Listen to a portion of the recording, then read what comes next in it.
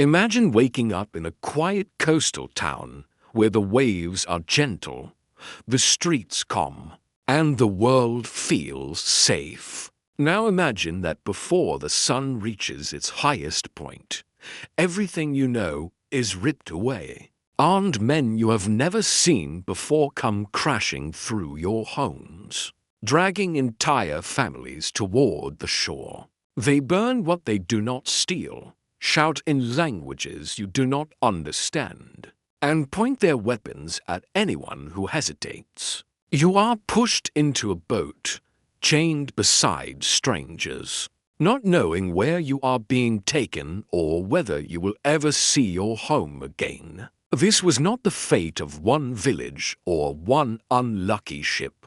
This was a system organized, repeated, perfected. When conquerors won, their victory did not end on the battlefield. The real nightmare began afterward, when terrified civilians became the spoils of power. Women were torn from their families, traded, forced into roles they never chose. Men were marched into hard labor or sold like objects.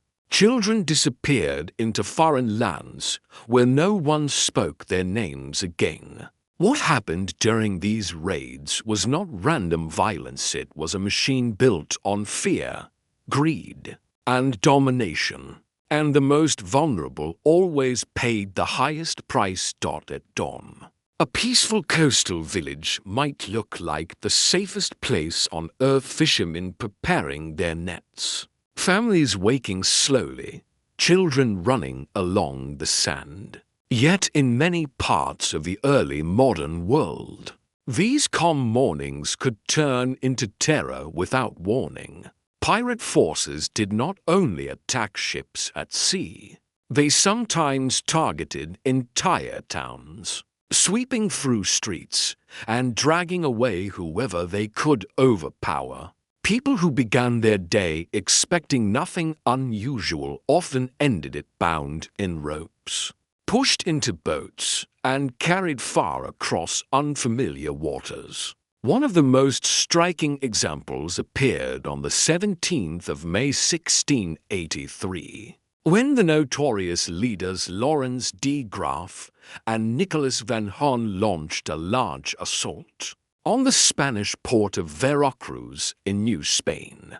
Their fleet of several vessels stormed the defenses, seized control of the fortifications, and gathered thousands of terrified residents into churches. For days these people were denied food and water, trapped inside sacred spaces turned into prisons.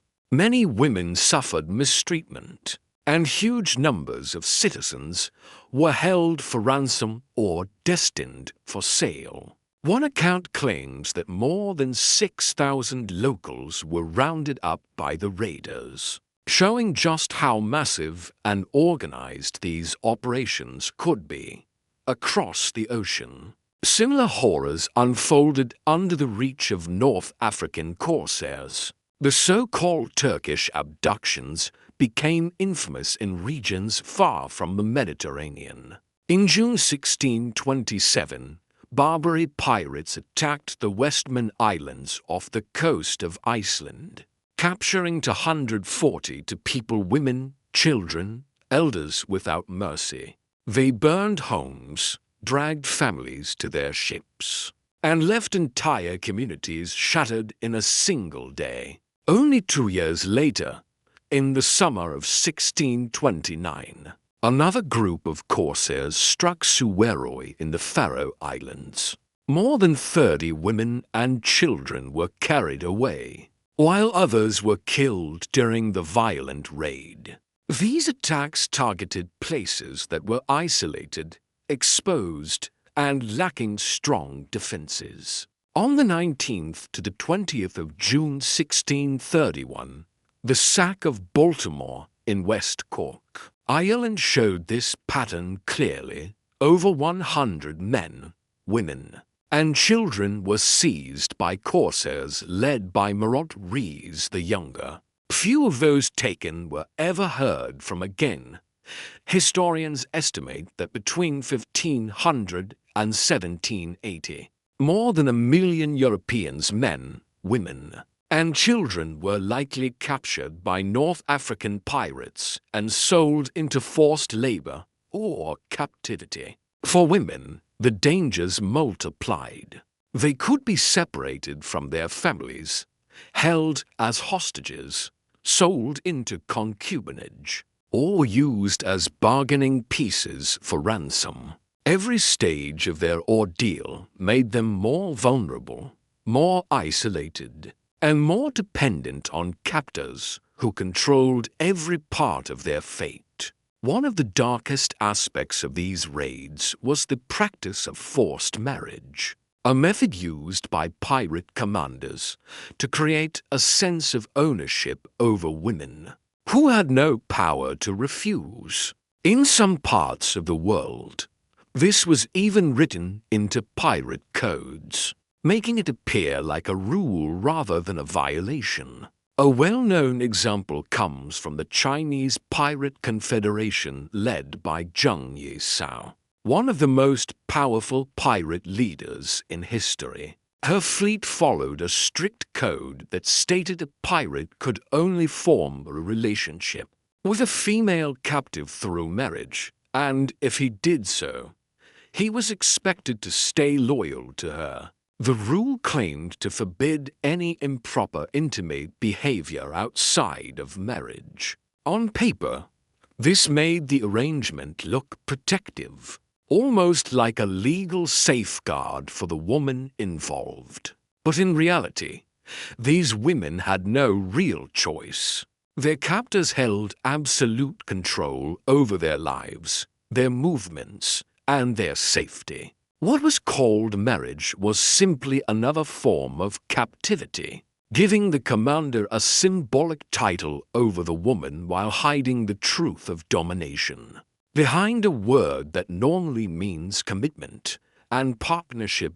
In Western maritime worlds, formal written rules about such forced marriages appear less often, but the pattern still existed. Women taken by Mediterranean corsairs might be given to a captain, commander, or local official under the claim of becoming a wife. Though the true nature of their position was far closer to concubinage and coercion, the vocabulary changed depending on culture. But the power structure remained the same, a relationship built on fear and control, not consent. In the Caribbean, pirate articles rarely mentioned marriage with captives at all, which made the practice less documented but not necessarily less common. The absence of written rules did not mean an absence of exploitation. Instead, it reflects how loosely organized these groups could be, with commanders acting as they wished and the crew recognizing their authority. Forced marriage served multiple functions within pirate societies. It allowed the captor to claim a woman officially, preventing other crew members from approaching her and maintaining order on the ship. It also gave the captain a way to justify keeping a woman close without openly calling her a slave. For the women themselves, this shift changed nothing. They were still confined, isolated, and treated as possessions rather than human beings. The practice created a facade of respectability that masked a system built on fear, obedience, and power. For many women, being labeled a pirate's wife simply meant their captivity was dressed in the language of marriage. But the suffering beneath remained the same. After the moment of capture, the nightmare did not ease. For many women, what came next was a period of harsh confinement deep below the decks of pirate or corsair ships. The transition from land to ship did not bring safety, it only changed the form of their captivity. Holds that were meant for storing goods or chaining male prisoners suddenly became cramped spaces for women, children, and the elderly. These areas were dark, airless, and often soaked with seawater or waste. Privacy was impossible, comfort non-existent, and the constant rocking of the ship turned every hour into a test of endurance. The experience stripped them of identity and protection, reducing them to human cargo waiting to be traded, ransomed, or used according to the captor's decisions. A well-recorded example comes from the story of Elizabeth Marsh, a young Englishwoman whose ship was seized by Moroccan corsairs in August 1756. She described how escape was impossible because the raiders were too numerous and too well-armed.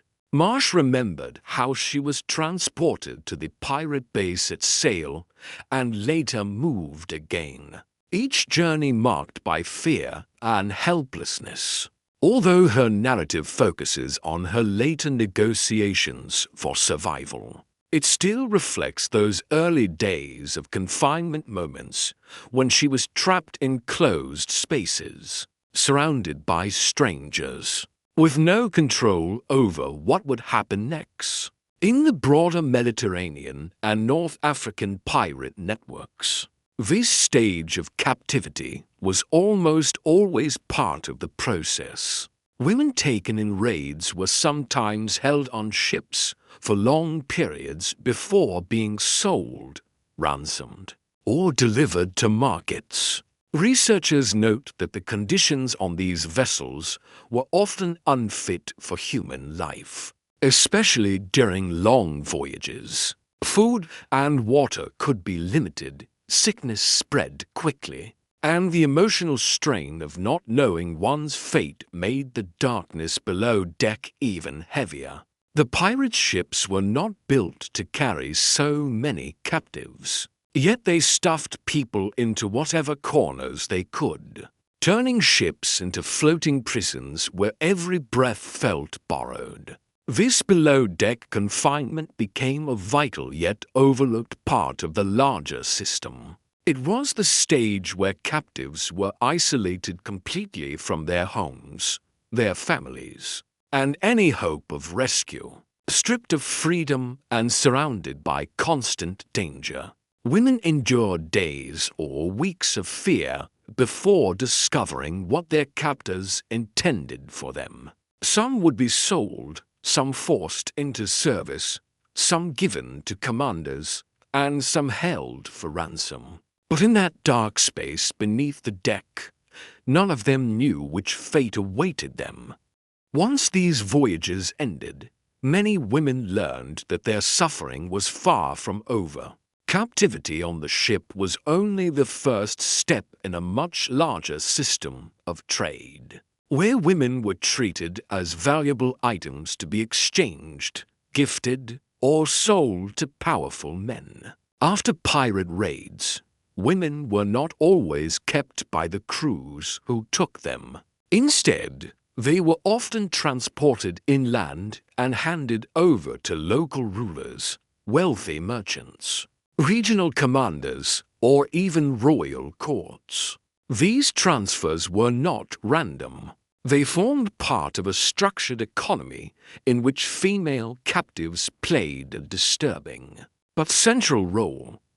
One striking example is the story of Helen Gloag, a young Scottish woman captured in 1750 when her ship was overtaken by Moroccan corsairs. After being seized, she was first sold to a wealthy Moroccan and later presented to Sultan Sidi Mohammed ben Abdallah. She eventually became one of his principal wives, a position that might have seemed elevated but was rooted entirely in captivity. Her life was shaped not by choice or opportunity, but by the decisions of men who viewed her as property.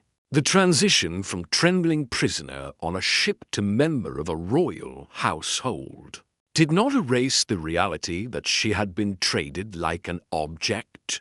Other regions had their own versions of this practice. In some Ottoman markets, including the Avrit Pazarları in Istanbul, women captured from Europe or elsewhere were sold as domestic servants, concubines, or attendants in elite households. While Istanbul lies just beyond the main North African corsair zone, it still reflects the wider network in which women were transported great distances, crossing oceans and cultures. The women who entered these markets had no voice in determining their future.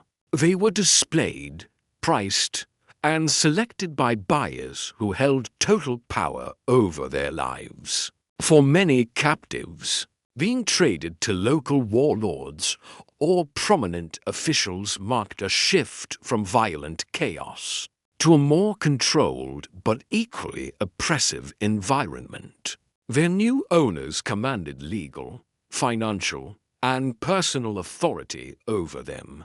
There was no realistic chance of escape, and very little hope for freedom.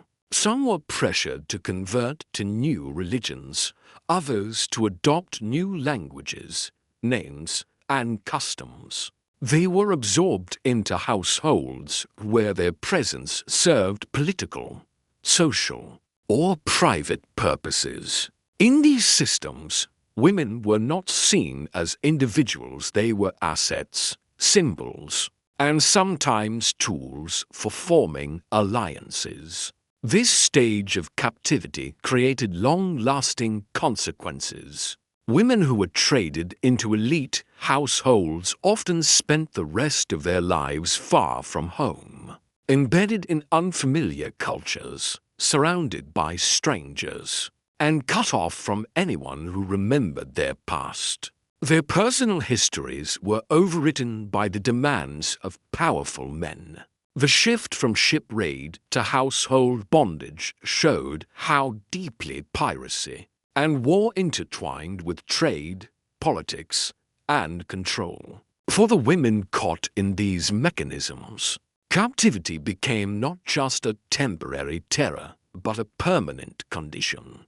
The experiences of these women reveal far more than isolated moments of cruelty. They show how entire societies could be shaken when raiders struck, and how the fate of women often became the clearest sign of a conqueror's power. In many coastal regions, the loss of women through abduction or forced relocation created a wound that spread far beyond the individuals taken.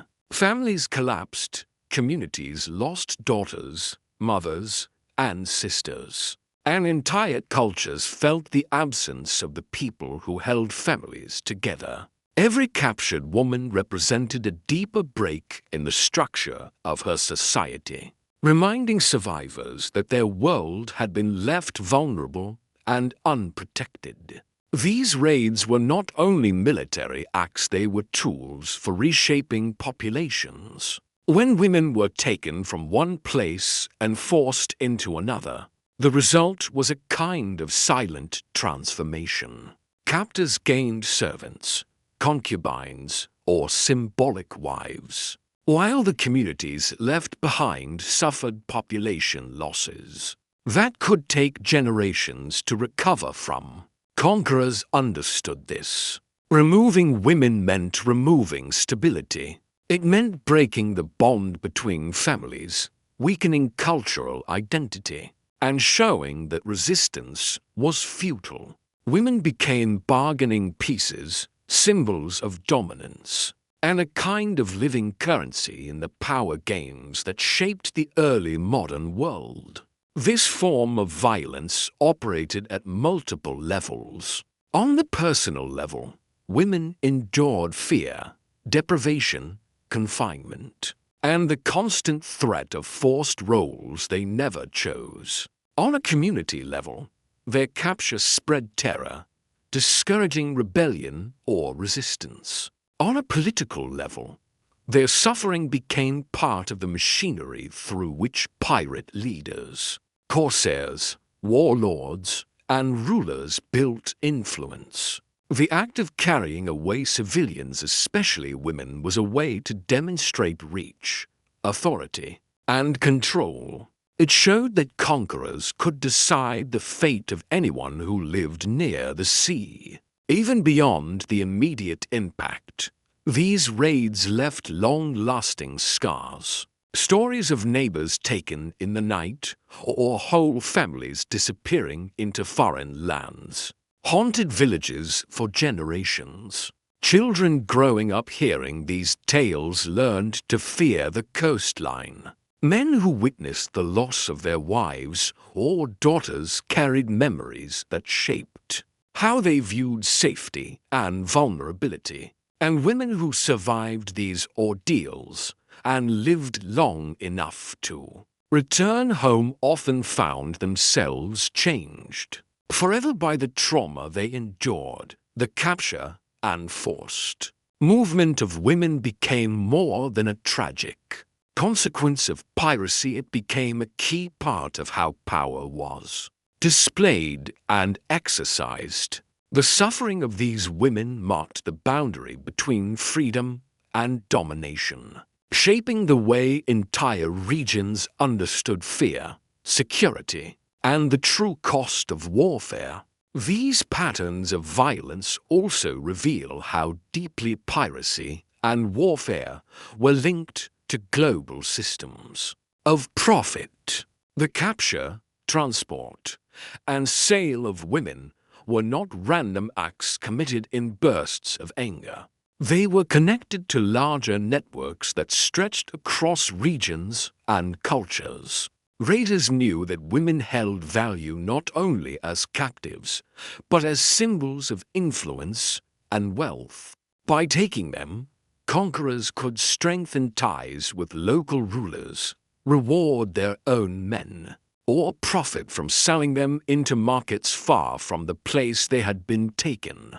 Every woman removed from her home became part of a chain that connected coastal villages, pirate fleets, slave markets, and elite households. These interlocking pieces formed an economy built on human suffering. In many cases, women were pushed into new roles that required them to adapt quickly to survive. Some were forced into domestic service, waking before dawn to complete tasks for families who saw them as tools rather than people. Others were forced into more intimate roles, placed in households where they had no right to refuse the expectations of their new owners. Conversion pressures were common. Women might be told to abandon their language, their names, their clothing, or their faith. Each change was another way to erase their identity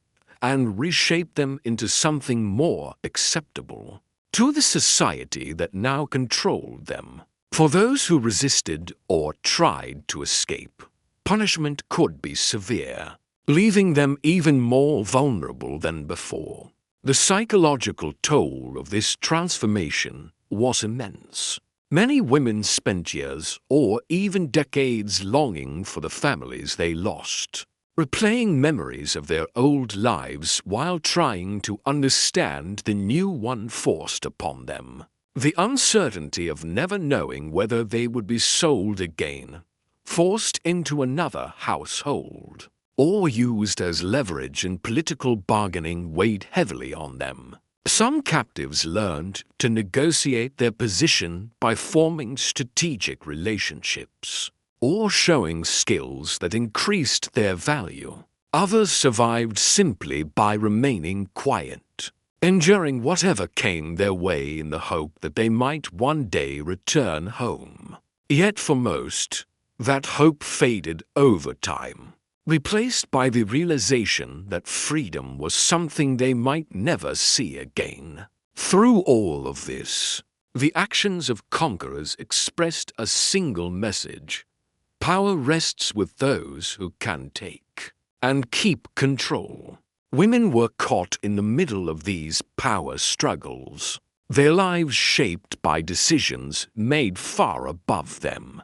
They became representatives of their defeated communities, testimonies of the conqueror's strength, and living reminders of a world where war and profit worked together to shape human destiny.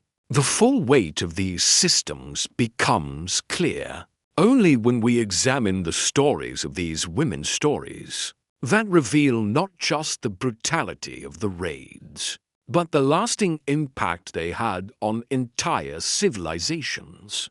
When we look at the full scope of these raids, one truth becomes impossible to ignore. The suffering of women was not accidental. It was built into the system.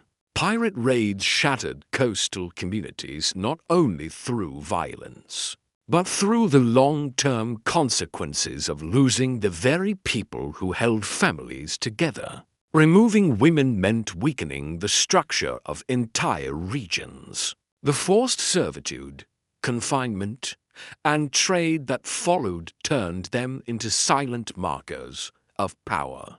Their lives became entries in a cruel ledger where conquerors measured their victories, not by territory gained, but by the people they could control. The emotional and cultural damage left behind was immense. Villages that once thrived became shadows of themselves, haunted by the memory of daughters, sisters, wives, and mothers who never returned. These losses changed how communities understood danger, turning coastlines into places of fear rather than livelihood. Generations grew up with stories of disappearances that echoed through the years, shaping how families viewed the world. Even when men rebuilt homes or restarted fishing fleets, the absence of the women taken from them remained a wound that never fully healed. For the women who survived in captivity, their experiences became living testimonies of what conquest truly meant. They witnessed how power could twist the meaning of marriage, turn a home into a prison, or transform a human life into a bargaining tool. Their suffering was not just personal. It reshaped the world around them.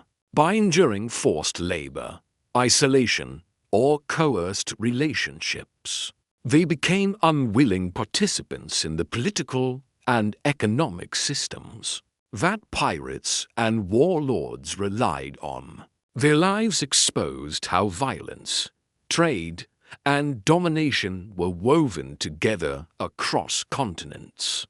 These stories carry a warning that still matters today. The past may feel distant, but the echoes remain.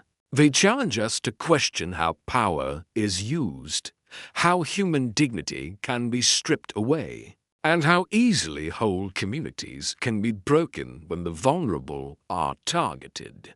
The women taken in these raids did more than survive, they bore witness. Their pain became part of the world's history, reminding us that freedom is fragile and that the cost of warfare is often paid by those who never chose to fight. Their voices may be faint, carried across centuries, but they ask us one final question. What must we learn from the women, whose lives were reduced to lines in a pirate's ledger? Their stories endure not because they were written down, but because their suffering reshaped the world around them. They were not silent victims, they were the hidden foundation beneath history's darkest truths.